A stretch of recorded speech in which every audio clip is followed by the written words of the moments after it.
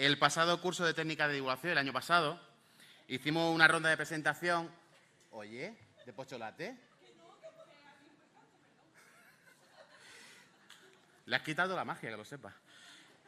El año pasado, en el curso de técnica de divulgación, hicimos una ronda de presentación y una de las chicas se presentó, no la conocía, y dijo: me llamo Elena Funes y estudio diseño de moda. Y nos quedamos todos con el culo torcido y dijimos: coño, qué bien. Me encantó y me dio una idea que ella quería desarrollar y ella decía que los científicos vestimos muy mal. Así que... Y lleva razón. Así que os presento el desfile de Agricostura con Elena Funes.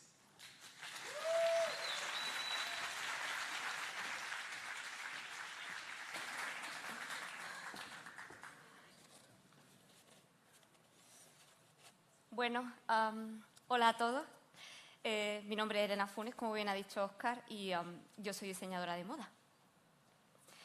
El año pasado, cuando asistí por primera vez al curso de divulgación, ¿no? Recuerdo con cariño cómo la encantadora Marta Nieto, no sé si esté por aquí, pero yo me acuerdo mucho de ella, con absoluta incredulidad me preguntó la más arquetípica pero conveniente de las preguntas: ¿qué hace una chica como tú en un sitio como este? Y quizá la misma pregunta pues la estéis haciendo vosotros hoy aquí, ¿no? Bueno, yo entiendo que la moda sea una cuestión un poco ajena a vosotros, ¿no? Que pasa a decenas de metros por encima de vuestras cabezas, tendencias que vienen, otras que se van. ¿Quién tiene tiempo para esas cosas, no? Bastante tenéis vosotros, los investigadores, con hallar las soluciones a los problemas que preocupan ahora y los que están por llegar, como para que encima a uno le pidan vestirse a la moda, ¿no? Y bueno, parafraseando a una gran eminencia tuitera, la ciencia no se hace sola. Hay que hacerla, bueno, pues veréis. La moda también hay que hacerla, ¿sabéis? Y no se hace sola. Y hay que contarla. Como a vosotros, a mí también me preocupa que no se transmita del todo lo que hay detrás, ¿no? de este oficio que yo desarrollo. Y a veces todo eso cae en el desconocimiento y en la incomprensión. Y bueno, pues para hacerlo un poco más atractivo para vosotros, bueno, venía a contar, ¿no? Lo que yo he hecho, que es la colección que presento, que es Agricostura, que tiene soporte en historias que merecen la pena ser contadas, ¿no? Bueno, Agricostura es una colección de moda femenina de alta costura que, mediante el soporte que la propia moda produce, pretende narrar la historia que ha acontecido en el campo almeriense.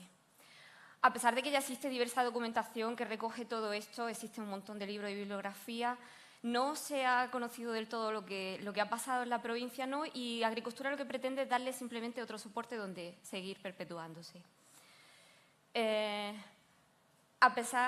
Pasando por sus tres fases principales, se elaborarán diseños que hablen del pasado, el presente y el posible futuro del sector hortofrutícola. La colección está inspirada en la ciencia, el progreso, la culturalidad y la sostenibilidad. En la primera parte, la del milagro almeriense, se cuenta cómo en la segunda mitad aproximadamente del siglo XX, gracias al Instituto Nacional de Colonización, mediante la concesión de viviendas asociadas a terrenos para la explotación agrícola, se repobló el campo y las zonas deprimidas después de los desastres de la Guerra Civil. Aquí veis algunas fotos, ¿no? A esto se le suma el descubrimiento del enarenado en la tierra hacia el año 1956, cuando se comprobó que, sumado a las primeras cubriciones que se realizaron con polietileno sobre el terreno, se obtenían unos rendimientos que eran de más del doble de kilogramos del producto cultivado respecto a una explotación al aire libre. La implantación de los cultivos consigo trajo visitantes un poco indeseados, ¿no? Donde hay vida, hay la otra vertiente, que son las plagas. Y con el fin de obtener la máxima rentabilidad, se disponían de productos que solucionaban de forma eficiente todos estos insectos que estaban interfiriendo con la producción, ¿no? Y entonces a esta manera de combatir dichas plagas se le denominó lucha química. La abanderaron los fitosanitarios, donde intervino uno de los más famosos y que más mala prensa tiene a día de hoy. Supongo que muchos los conocéis, que es el glifosato, pero en Almería, donde yo me crié, se le llamaba el Roundup.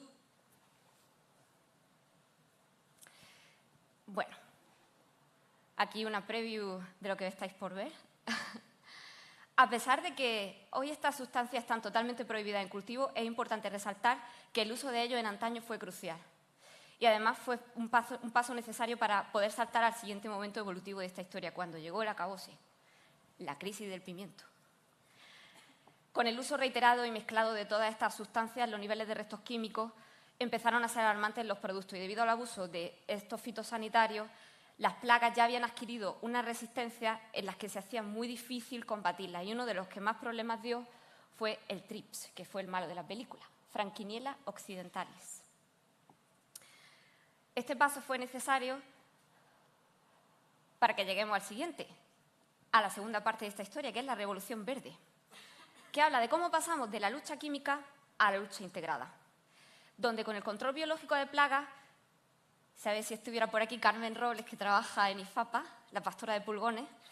En IFAPA trabajan para descubrir cuáles son los mejores depredadores naturales para, según qué tipo de plagas, cuáles son los mejores depredadores, ¿no? Y los dos héroes de esta historia, a los que yo en la colección le he rendido un pequeño homenaje, son Orius levigatus, que es el insecto que veis arriba a la derecha, y Amblyseus swirski, que es el inferior que está. Estos dos depredadores, el primero siendo un ácaro y el segundo una chinche, atacan al trips en dos estadios diferentes de su desarrollo. El ácaro se instala primero con los posibles adultos de trips que el ácaro no haya podido borrar, entonces ataca el segundo, que sería la chinche.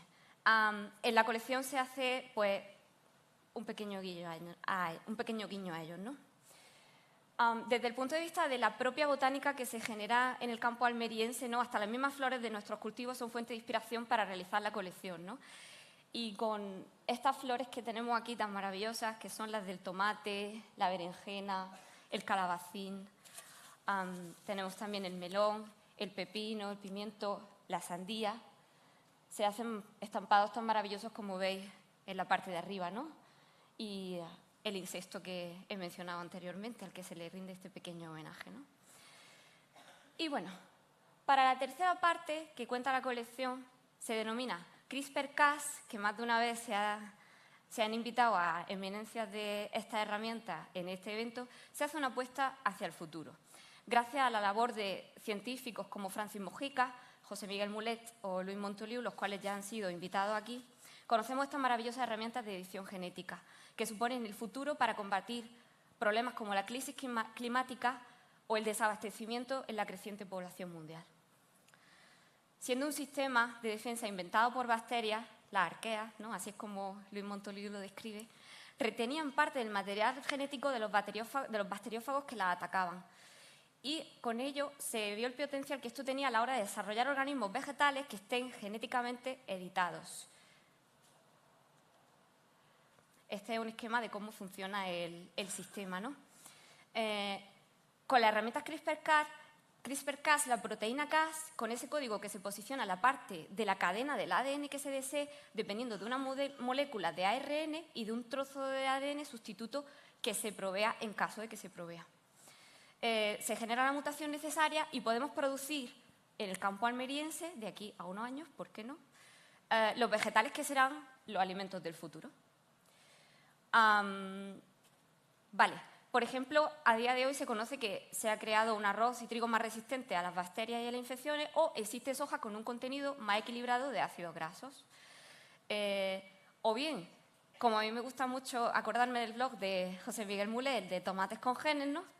¿Qué tal si pronto llegasen al campo almeriense esos tomates que tienen la piel tan oscura que están nutridos de licopeno, ¿no? Y como ahora estamos en la era de los antioxidantes porque no queremos oxidarnos, ¿verdad?, poder tener ese alimento a nuestro alcance, ¿no? Hay un detalle muy curioso que el genetista José Miguel Blanca predijo la siguiente revolución después de la Revolución Verde, y sería la revolución genética. Y le concedió un margen de 7 a 8 años. Estos son algunas previews de lo que estáis por ver respecto a la tercera parte. Y bueno, hablando de una forma general, ¿no?, y por resumir un poco, los plásticos para la agricultura están compuestos por polímeros. Estos polímeros se desarrollan como filmes para cubrir los invernaderos, los cuales veis por aquí. Se utilizan para acolchados, para solarización, para telas mosquiteras, para rafias, los cuales vais a ver ahora en la colección. Y el polímero que conforma la vasta mayoría de plásticos es el polietileno de baja densidad. Y esos materiales se recuperan del invernadero y se incorporan a la colección. Algunos son preconsumo y algunos son postconsumo, que han necesitado un proceso de higienización para quitarle los restos de impropios.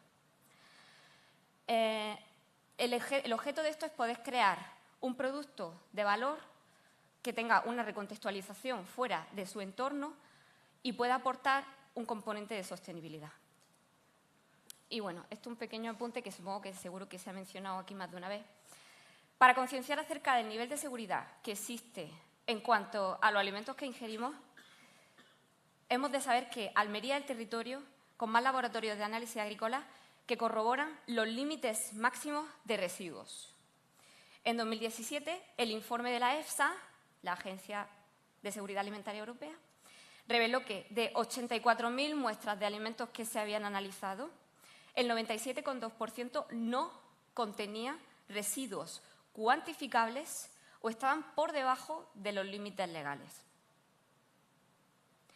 Las muestras que superaron dichos límites, los que se supone que no son legales, provenían en su mayoría de terceros países donde no practican la lucha integrada o no tienen un control sobre las sustancias químicas debidamente regulado. Y bueno, un poco ya por cerrar esta pequeña presentación.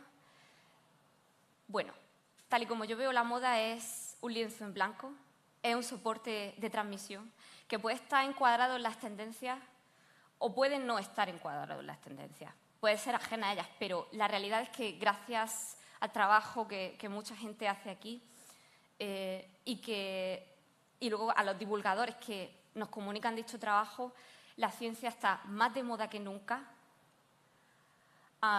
es fuente de inspiración para creativos como yo, que desean con todas sus fuerzas que la moda deje de ser frívola o poco importante en la mente de muchos.